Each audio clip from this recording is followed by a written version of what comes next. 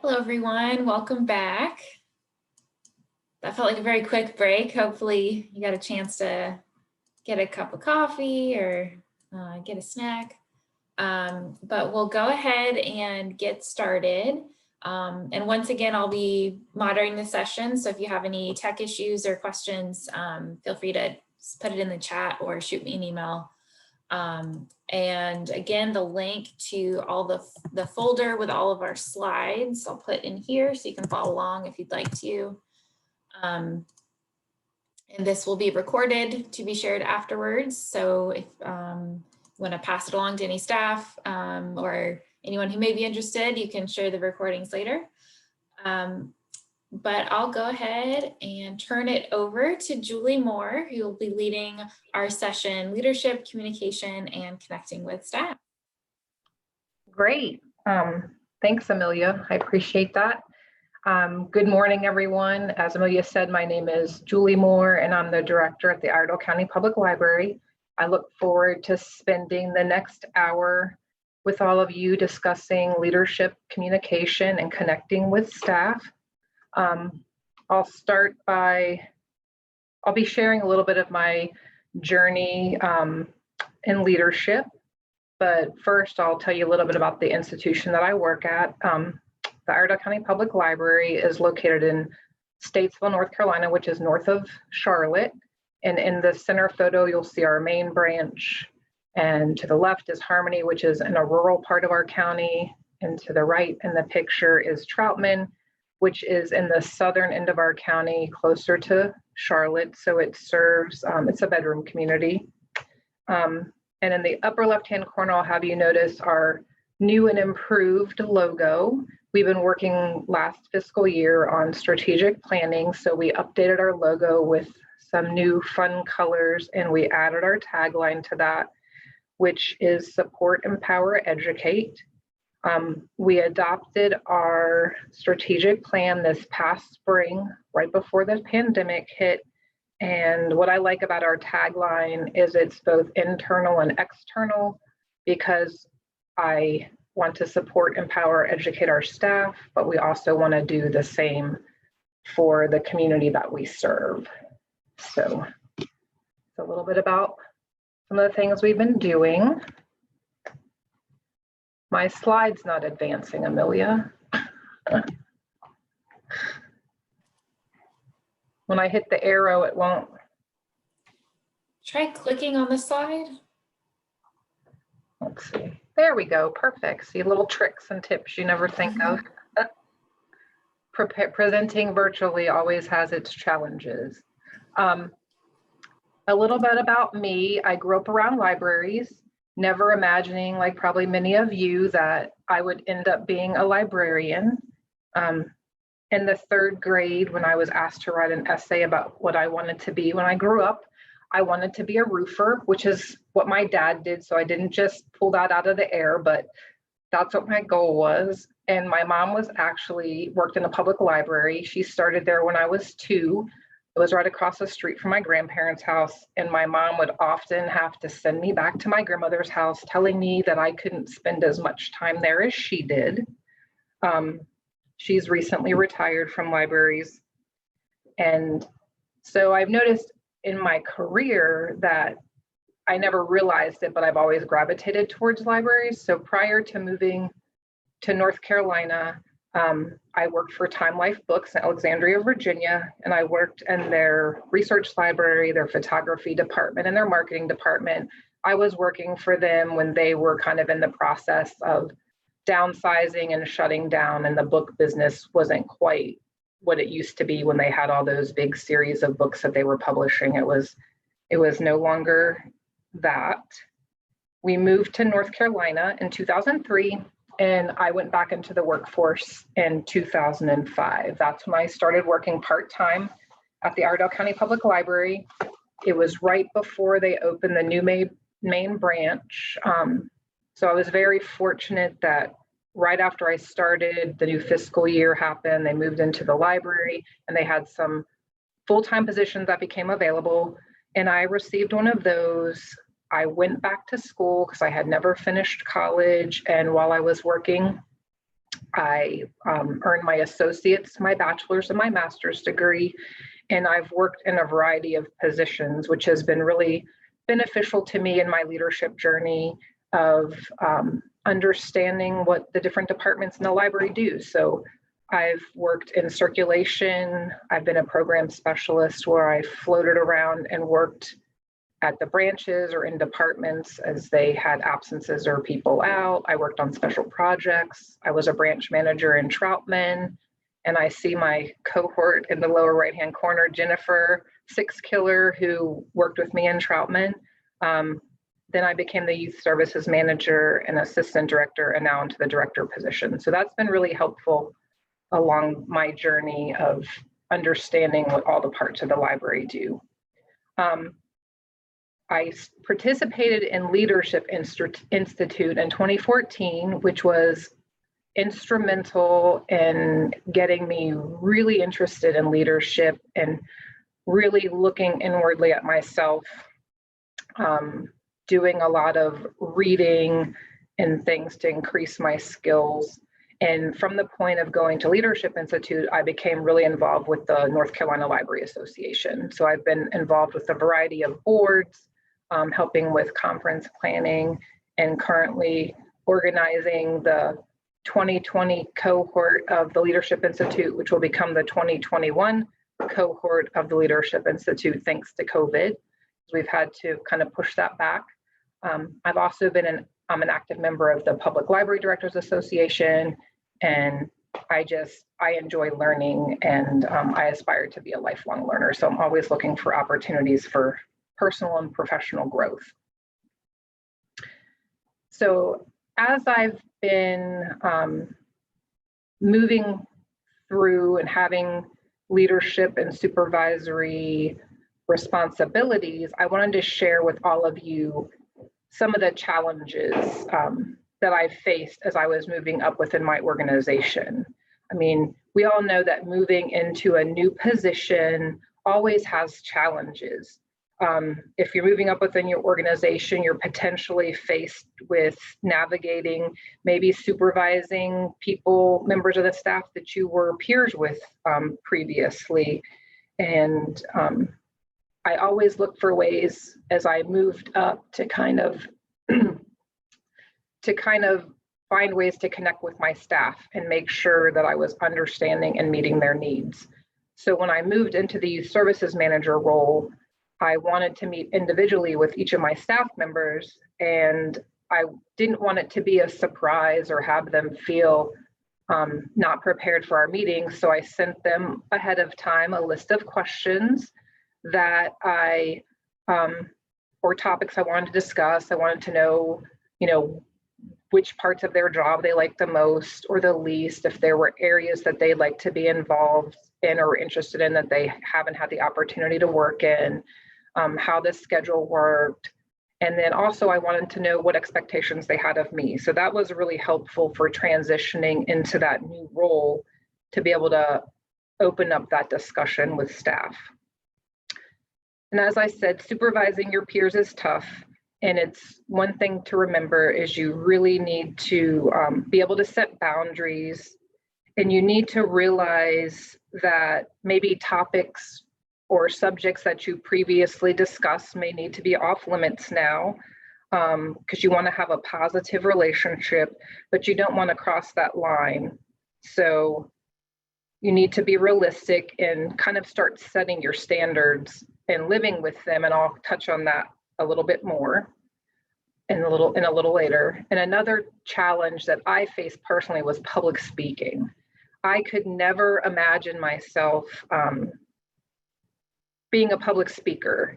And so when I was moving into different roles, I realized that I had to put myself out there and get myself out of my comfort zone.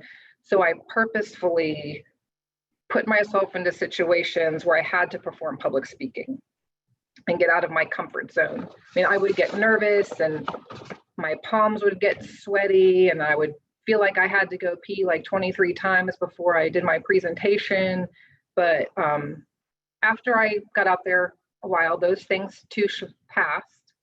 But one thing I would do is I would watch other people present, because when I started presenting, I realized I paid more attention. I've always been a people watcher, but I paid more attention to people's movements and how they were presenting and what they were saying, how they were prepared.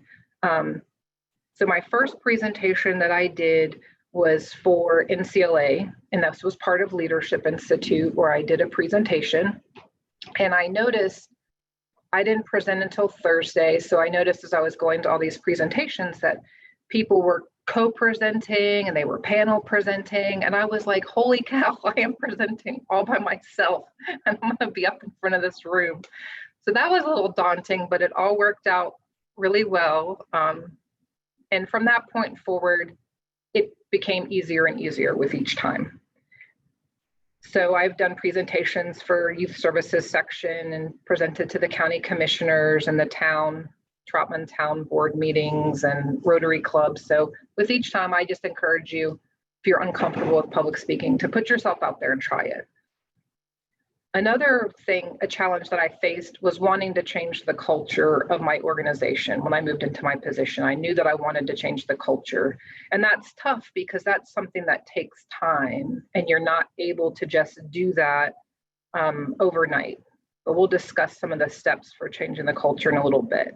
I also faced the challenge of making sure I wanted to get buy-in from the employees, but this also aligns with changing the culture and improving communication.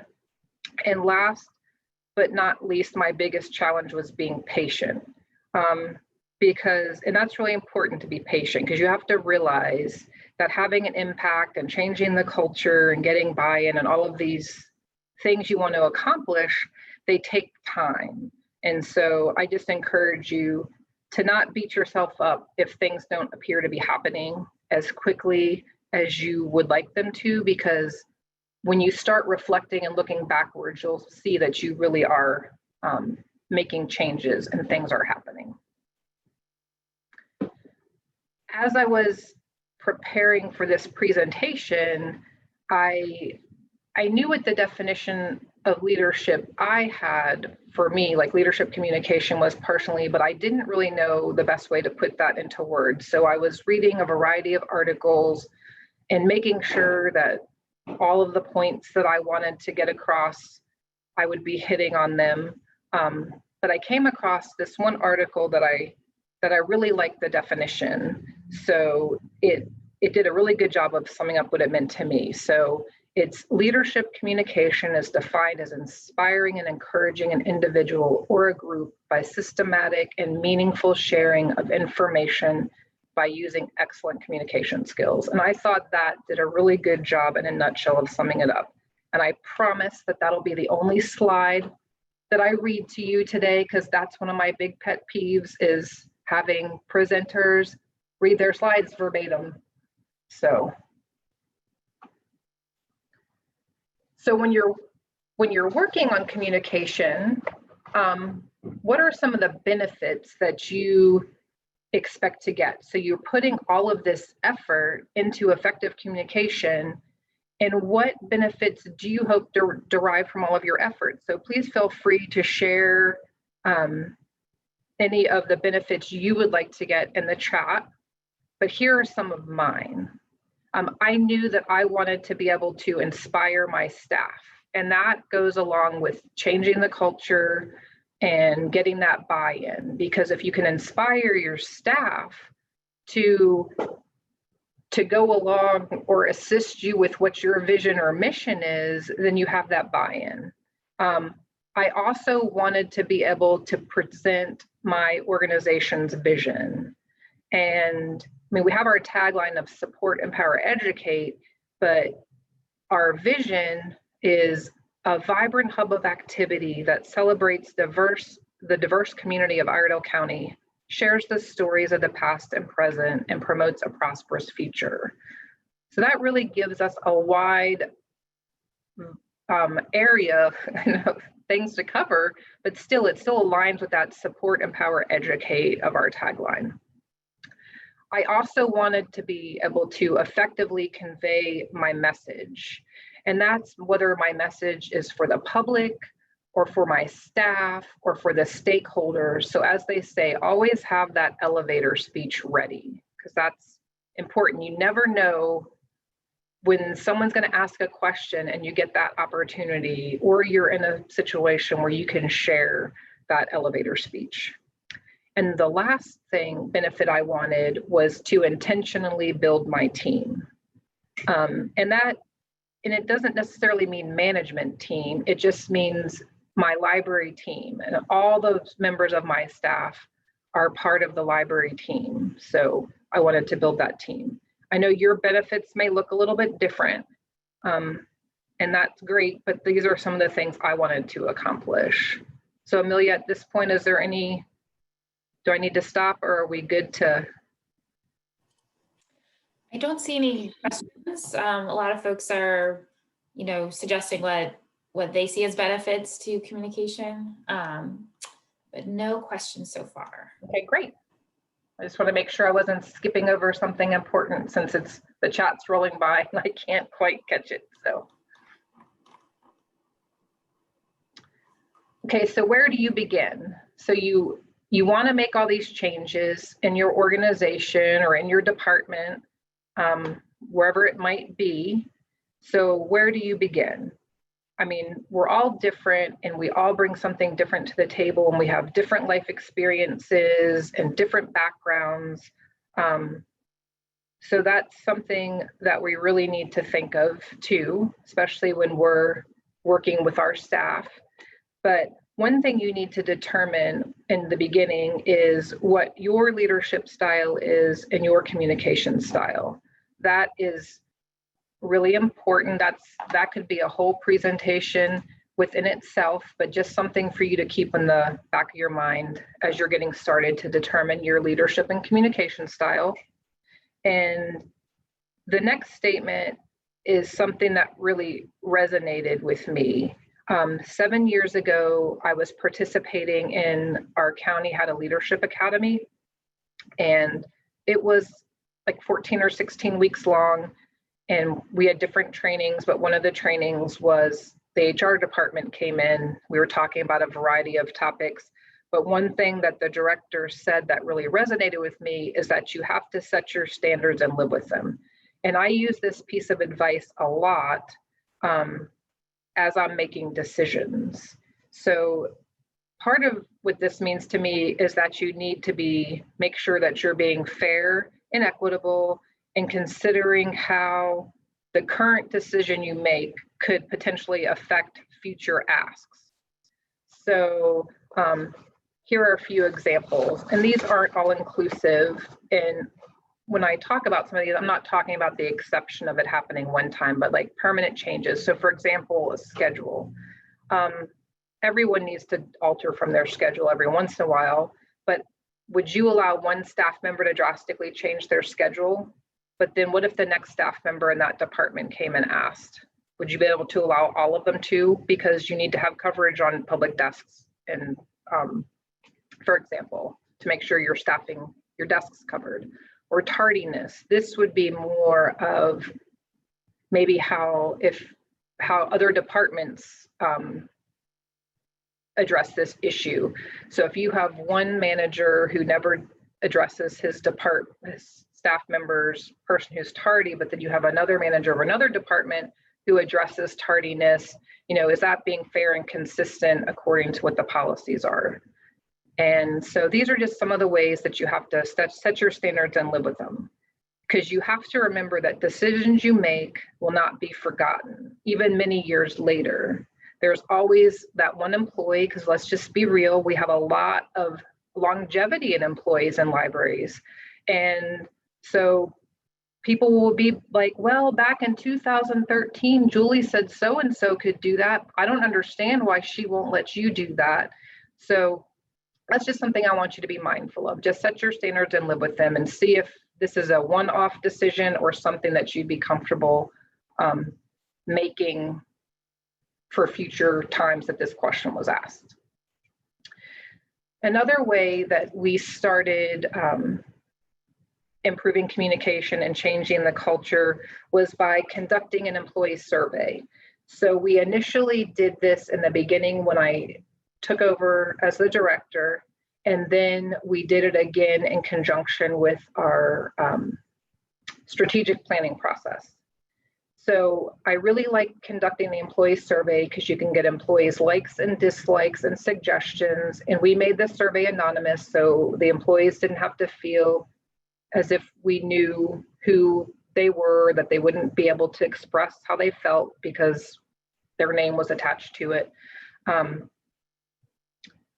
But one thing I do want to remind you of is to, as you're reading the results, to be open-minded and to not take things personally, because there will be things in the employee survey, comments or suggestions that you might not agree with, but you have to remember that these answers are coming from the perspective of your employee and not your perspective. And we want to make sure that we're being open-minded and we're hearing their feedback, and that we're really hearing what they have to say and what their thoughts are and what things we could do to maybe make our environment better.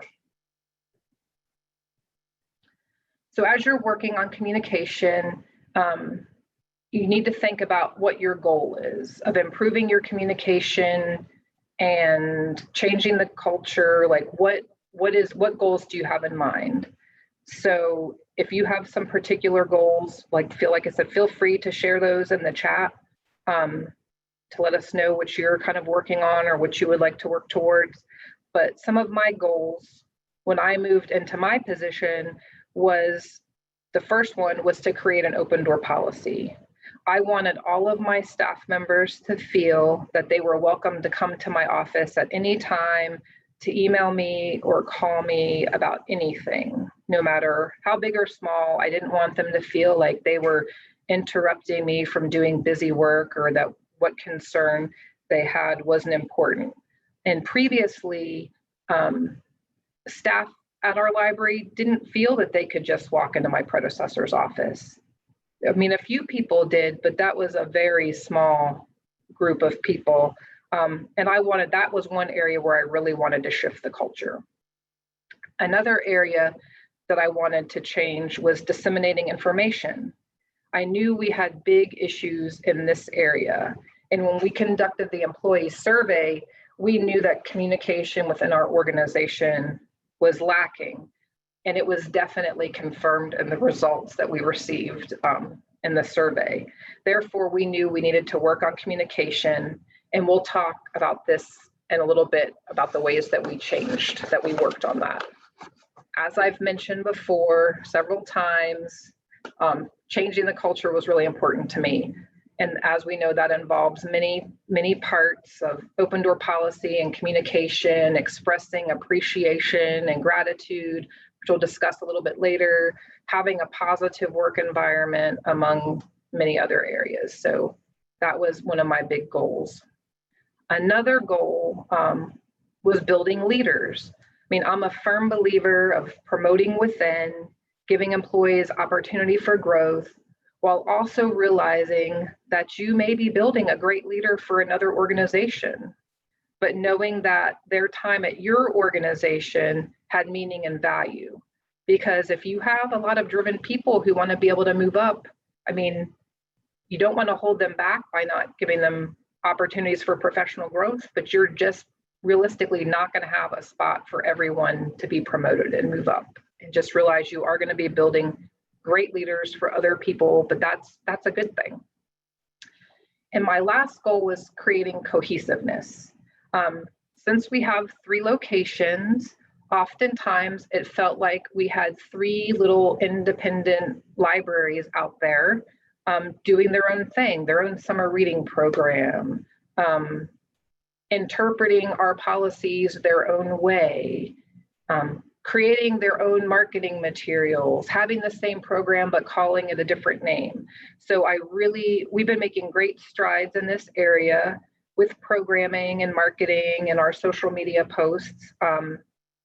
And also things like how the collection is laid out, making sure that things are consistent within our system. We had basically preschool story time that was called 3 different things at 3 different locations. Well, that's really hard to promote. So we encouraged programs that were the same to be called the same thing. And then when we create marketing materials, we can market all 3 locations on one flyer because it's the same named program. And that way the customer doesn't have to look very far. It's a lot less work when you're creating 1 flyer versus 3. So those are some of the ways we worked on cohesiveness. So what's the culture? What's the current culture at your work? How is your organization providing a positive work environment? How are you changing the culture? Because just as with anything, you can lead from anywhere, and that small little change could start with you. Maybe you're the person who is always appreciative of things that people do, no matter how small, and you tell them thank you and express your gratitude. You don't have to be a supervisor or a manager in order to promote change and create a positive work environment. But here are a few of the things that we have done here to help create that positive work environment and change the culture. One thing we do, which has been really fun, is shout outs. So we have a monthly newsletter that we started. It's an email newsletter that's created in Library Aware, but we send it out on the first of the month to all the staff. And we ask staff members to submit shout outs for other staff members. And that's been great because I'm not at all 3 locations all the time or in all the departments all the time. So it's really great for me to read these shout outs and see what things people are doing within the library and what people are appreciative and thanking them for. So that's always a fun one. We also acknowledge people's birthdays in the newsletter, monthly birthdays, and our community engagement coordinator picks out a meme that's appropriate and reflective of that person and their personality, or likes and dislikes to go along with their birthday announcement. And for birthdays, we'll also, give birthday cards, and sometimes we might have a potluck or bring in cookies or cake or something just to celebrate that person. Just something, it doesn't have to be a huge thing, but something meaningful. And a lot of those birthday celebrations are organized by staff. Staff members just take it up and then they invite the other departments to come participate. The one that I mentioned in the beginning, where we were talking about leading from where you are, is the expressing the appreciation and gratitude. Saying thank you, telling someone they've done a good job, sending an email or a letter. And this could be externally too. This doesn't just have to be within your department. Recently, we expanded our local history room, and our facility services department did all the construction work. We didn't hire an outside contractor to come in, and they just did a phenomenal job. I mean, they were so skilled. I was so impressed. They built this room, and if you didn't know that room hadn't always been there, you would never notice it. It looked like it's part of the building, and it's always been part of the building. So when they were done, I wrote a letter to their department heads expressing my appreciation for what a great job that they had done. I think that's important to not just do those things internally, but externally too. We've had fun things to change the culture, like an ice cream social in the summertime. And one year it was administration that did it. This year it was information services department that hosted it, just to kind of lighten things up. And typically we'll do a holiday party.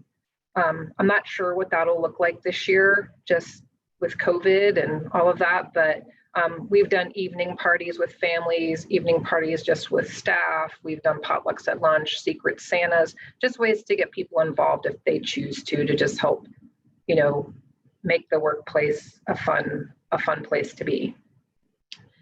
Now this month, with working on changing the culture and just with what a crazy year this has been, and so many of my staff members doing lots of duties that fall under that other duties as assigned category, and doing things like really getting out of their comfort zone.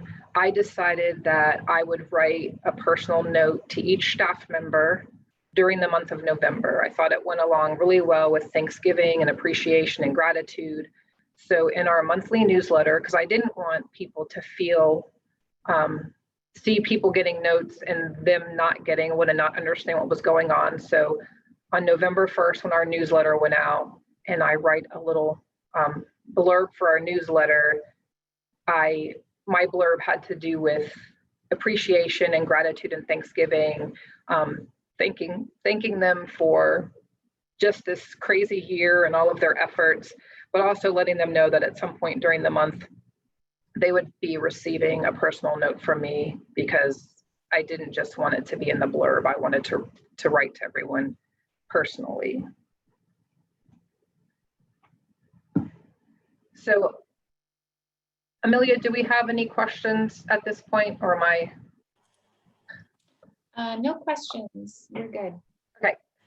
Another great way to improve communication is staff involvement and input, because I don't want all the decisions to just be made from the top. I want everyone, no matter where they are in the organization, to feel like they have something to contribute and that we hear what they have to say. So we've developed a variety of committees. We have a marketing committee, and some of these committees are volunteers. Some of the committees are nominated by staff. Sometimes people are voluntold. It just depends. It's a variety. But our marketing committee is doing a really great job. We try to have representation from a branch and different departments. We recently have a subcommittee under marketing where we're doing a signage audit because we have way too many signs. And yet again, we want that cohesiveness. So we're doing a signage audit of the whole library system. We have a staff development planning committee. That's a volunteer one to plan our staff development day.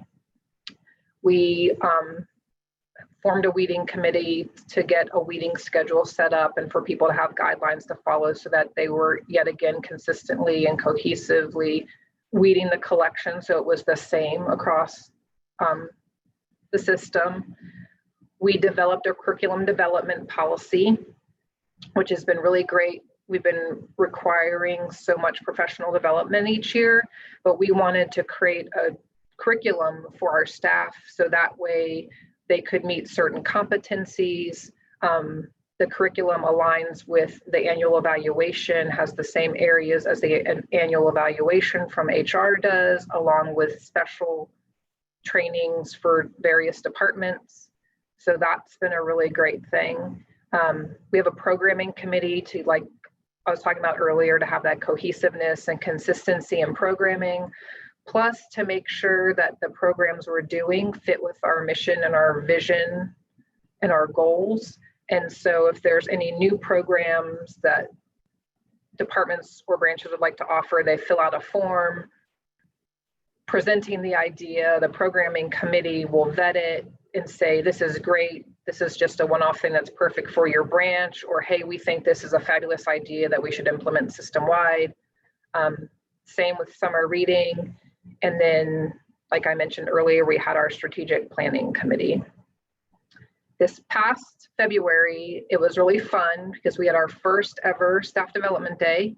That was a great way to build relationships. We were able to close to the public and bring everyone to the main library to all learn together, which I think is really important, that everyone have all the information presented at the same time in the same way, and you're not having people feel left out. We tried to make it a really fun day. So our community engagement librarian created several designs for t-shirts, and we had the staff vote on them. So the one you see in the picture is the book cart with "This is how we roll." That was the one that won. It wasn't the one that I selected, but that was okay. But that was the one that won. But it was a really fun day. And we have a little free pantry in front of the library. So they also made it into a giving day. So we created raffle baskets that were given by the items were given by the staff. And then in order to get in, how you earn tickets or got tickets for the raffle basket was bringing in food items that could later be put into the little free pantry. So we did like a little community service event too, along with our staff development day. So how are some ways you can get all this communication? How can you get there to do all of these things you want to accomplish? Well, it's a process, as we talked about, and it takes time, but here are some ways that I was able to improve communication. Active listening, which is something I have a really hard time with. I'm always multitasking, and I really had to work on actively listening and not doing something else at the same time, so that the person in front of me knew that I was truly hearing what they had to say. As the old saying goes, we have 2 ears and 1 mouth, so we can listen twice as much as we speak. So I try to remind myself of that. Having those difficult conversations. I mean, none of us, let's be realistic. No one loves confrontation and having those difficult conversations, but they're necessary. Email updates. I send out email updates between staff newsletters if there's any information that needs to be disseminated and shouldn't wait until the next newsletter. We talked about the staff newsletter, and we highlight training opportunities, resources that maybe we want the staff to know about, do the shout outs, the birthdays, interesting articles. We have an employee who writes poetry, so sometimes he'll submit a poem to put into the newsletter. So we just make the newsletter fun and light and just a way for the staff to connect. And then monthly meetings, these would be manager meetings. But prior to COVID, I would have monthly meetings with my staff. They had an agenda, but nothing this year has been normal. So we haven't been having managers meetings, and any meeting we do have with the management team always is about COVID. So hopefully next year we can get back to our traditional meetings that we were having. So I know we covered a lot today, and but here are some things I want you to be mindful of. I mean, be realistic. Your road to success for all of us is going to look very different, but be realistic. It takes time. As they say, Rome wasn't built in a day. Be open-minded. When you actively listen, you might be surprised to find that your perspective may change a little bit if you actually hear what the person has to say. Have a roadmap. Figure out where you want to go and have an idea of how you would like to get there. But remember they be above, be open-minded, because that roadmap, that may shift.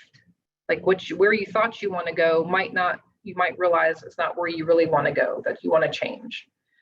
That strategic plan has been really helpful for us with the roadmap. So while we've been closed, we've been working on a lot of those items on our plan that don't have dollar signs attached, but were labor and time intensive. And when we had the opportunity to be off the desk, we worked on those items. And celebrate the victories. Don't wait to celebrate until you have reached what you perceive as your goal. Celebrate the victories along the way, even the little ones, to remind yourself that you are moving forward and making progress. And most importantly, remember that you can't please everyone, and you can't make everyone like you. And I know this is hard, but just remember, you can't please everyone. And as you're making decisions, you need to remind yourself of that, because not everyone is always going to be happy with every policy you implement or decision you make or suggestion you have. So, but just keep that in mind. And last, but certainly not least, collaboration and communication. I'm all about collaboration. It's important to communicate with local organizations, other departments within your organization, county administration, the board of commissioners, a library board if you have one, your friends group, because you need to share all the great work that you're doing. And some of those organizations might have similar missions or goals or things that they're working on that you can collaborate on together. Because I'm such a fly below the radar person, but I realized as I was moving up within my organization that I needed to toot the library's horn, not my own horn, and spread the word about all the great things we were doing. And it was really easy to do when I could talk from the perspective of we, not me or I, or look what I did, we. Because if it wasn't for all of my staff members these things would never be accomplished. So it was very easy to talk in that manner. This picture makes me laugh. This is our current Board of Commissioners. 2 of them are going to be, they didn't run for re-election. They'll be moving off the board in December, but we recently had some renovation done. So in February, they came and they were touring the lower level where the renovations were, and the media came to take some pictures of the lower level too. But I thought, wow, they're really actively listening. I know it looks posed, but the picture was just makes me laugh. So I thought it was appropriate with our collaboration. But that brings us to an end. I'm under the time, and we have time for questions. If anybody has any questions or comments, and feel free to take down my contact information and reach out to me at any time. Remember, I always have that open door policy that applies to you all too, and I'm happy to answer any questions you may have. Yeah, Julie, we had 2 questions so far. The first about your staff development day, if you could talk a little bit about that, how you scheduled that, how you figured out how to get all staff in one place. I think sort of the logistics side of things and scheduling. Someone had Sure. We planned a day that was very packed full, and after we surveyed, when we do the next one, we're going to put some more downtime in it because it was just two right after the other. But what we did is I got approval from the county manager to close the library. We let everyone know well in advance, full-time and part-time staff, that we would be having training that day, and we would be, they would get 8 hours credited towards their professional development requirement. We did kind of a hybrid. We had an outside presenter who came in and did our opening session. And for that session, I invited county administration and department heads from the county to all attend that session. That was our first session. Once that was over, then it was just library staff from that point forward. We had a facilitator who came in and did 2 sessions, like one before lunch and one after lunch. We had the sheriff's department that came in and did, because we had also surveyed the staff to see what types of things they were interested in for staff development. And so we did an active shooter training with the sheriff's department. We also had a chair yoga relaxation person come in because we figured after active shooting, we needed to have kind of some relaxation. We did some team building, but it was really a lot. So when we do, it was also on President's Day, because when I initially asked because I was under the impression from my predecessor that the library would never be allowed to be closed. So when I went with my ask, I said, could we have a staff development day on President's Day, because everyone already thinks we're closed anyway. But that brought its own set of challenges for me, because we've been getting a lot of snow in February the last few years. So I lost a lot of sleep over the fact that I was really concerned that we were going to get snowed out. So next year we're going to do it in April, and hopefully we won't have any snow in April, but and we will take into consideration all those responses we got from the survey. Great, thank you. And how many staff do you have at all 3 of your branches? What's the total staff number? 34. 34. Cool. A question from Deborah. When thinking about equitable decision-making, how do you personally balance consistency and the need for exceptions, like your example of the schedule change request? Right. Well, I really look at an example would be if someone needs to take care of something at the bank or at a business that's only open 8 to 5 and they need to take a longer lunch. And this happens once or twice a year, that would be an exception. So of course I'm comfortable with someone doing that. But if someone needs to take a longer lunch 2 or 3 times a week, then that wouldn't be fair and equitable because we weren't letting all the other staff members have these extended lunches all the time. Does that answer Deborah's question? I kind of look at the exception versus the norm. Like some things are exceptions and we're going to have those, but under normal circumstances, what would you do? Plus the lead by example. Like, would I take an hour and a half lunch every day? No, but sometimes I might have to because there's something to take care of.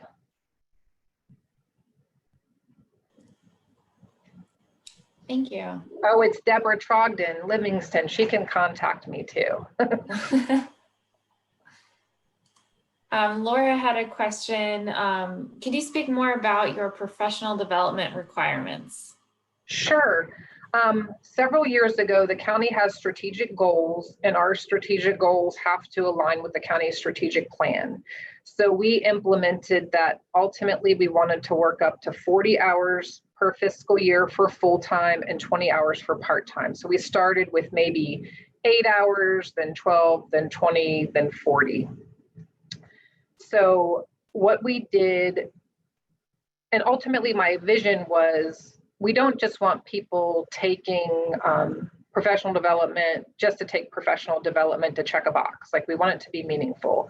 So we really wanted to develop a curriculum. And as I talked about earlier, we started this committee with 3 people and they just kind of ran with it. And I was so impressed because they came back. We wanted to have like core competencies for each position. But they came back and they tied the development to our evaluations. They took those categories of like knowledge of job and communication with other, relationship with others, and all of that, and attached core competencies and training. But then they also created sections within departments. So you might have supercharged story times under youth services, or the reference interview under information services, creating displays under circulation, whatever specialized things might come to particular departments. And then we also, besides having that document, which is a living document, we also have, when you complete your professional development, you submit a form showing that it's done, and you can recommend for something to be added to the curriculum or say, no, it really wasn't pertinent.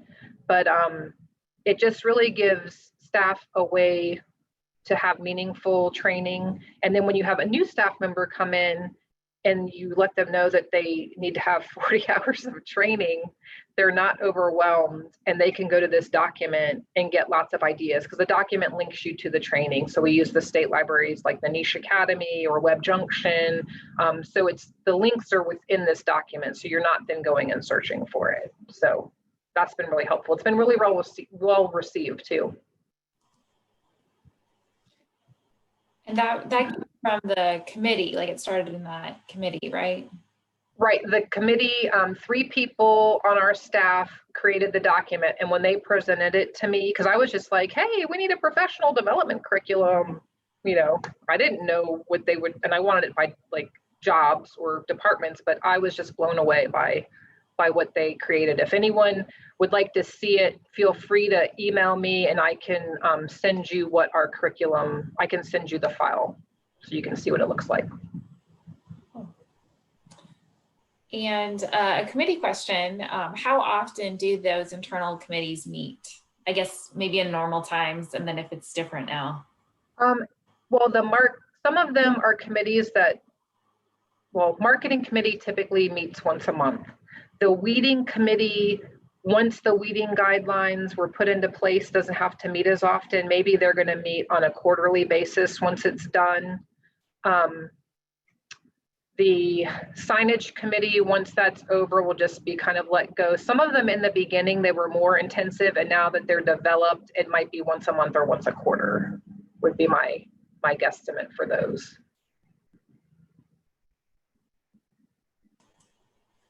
But COVID definitely made that easier to have committee meetings, which is why we created our curriculum, because they had plenty of time to be off the desk and get that done.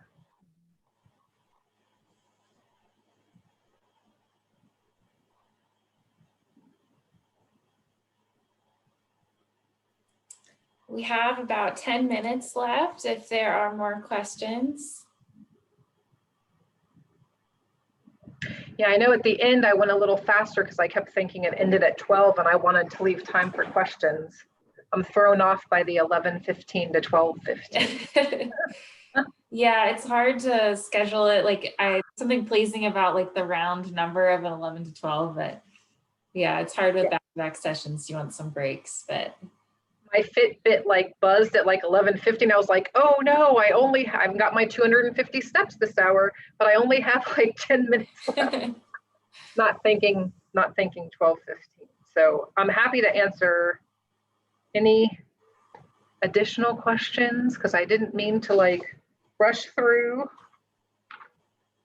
those last few slides.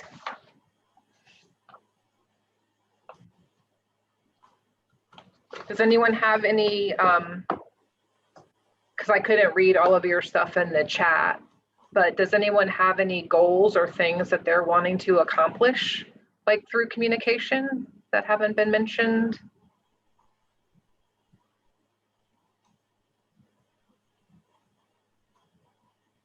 Or if things they wish, maybe how the culture could change at your organization, if there are things you're hoping will happen.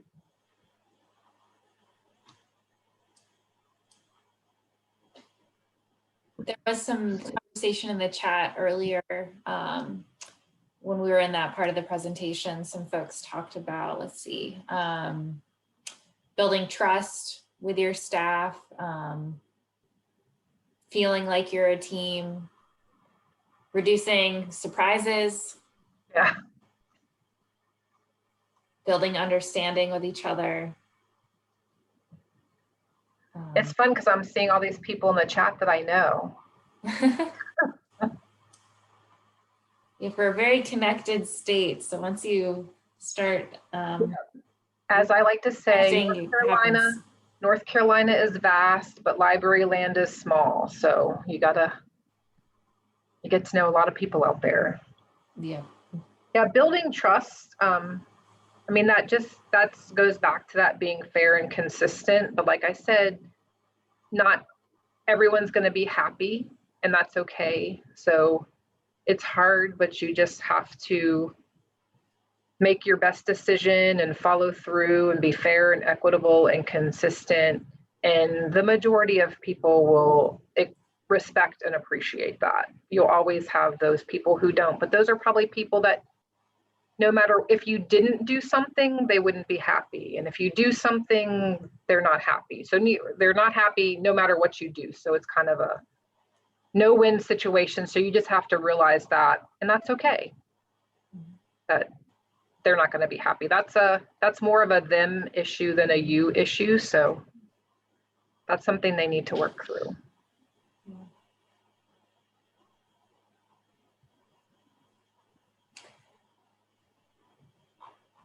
Well, I don't see any other questions, so I think we can go ahead and end the session a little early, give folks a chance to have a good lunch break. But thank you so much, Julie, for this presentation. We really appreciate your time and all the insights and information you shared. And please, everyone, jot down Julie's email address. She has that open door, so let's take advantage. But we'll be back at 1 o'clock for our afternoon sessions. And I'll go ahead and put that link in the chat if you want to go ahead and have it. But we'll close out and we'll see you back at 1 o'clock for leadership theory and application. Looking forward to it. Bye, everybody.